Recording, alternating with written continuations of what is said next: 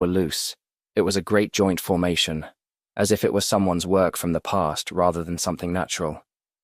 Since it was impossible to break the incredibly hard formations, perhaps he could return to try another time. A mana crystal became much more resistant the larger it grew. He'd need something really powerful to extract it, much more than a pick. Even the bronze-rank mantis probably couldn't have broken it. He decided to retreat.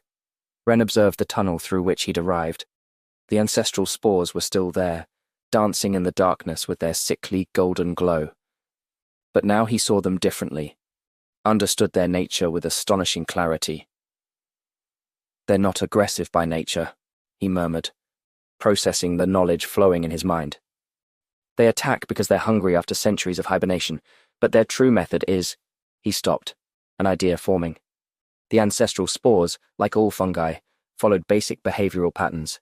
They sought nutrients, yes, but more importantly, they responded to specific chemical signals.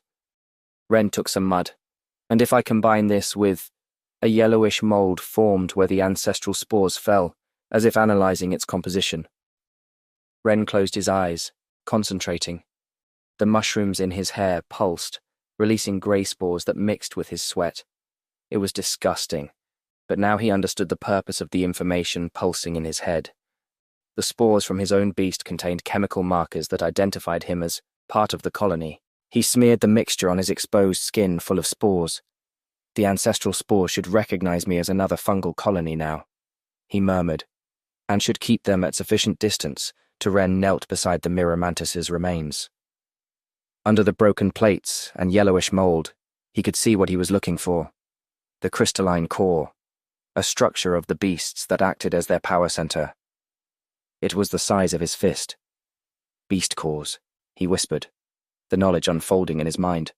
"I like concentrated eggs. They contain all the creature's genetic information, its mana patterns, its essence, and there's a way to revive them." He took some of the mantis's plates, those he could carry in his backpack, and the golden fungus from the ancestral spores that had formed while consuming the mantis. He stepped toward the tunnel. The golden spores swirled around him but didn't attack.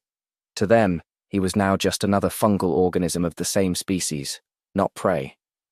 "It works," he whispered, amazed by his own knowledge. "It really works." While carefully advancing through the tunnel, Ren couldn't help but smile. A few hours ago, he'd been convinced his spore was useless. Now, that same weakest monster had given him the knowledge to survive where a bronze-rank beast had perished, and the core in his hands. Anyone else would see it as a mere trophy. But Ren could see its true value, an option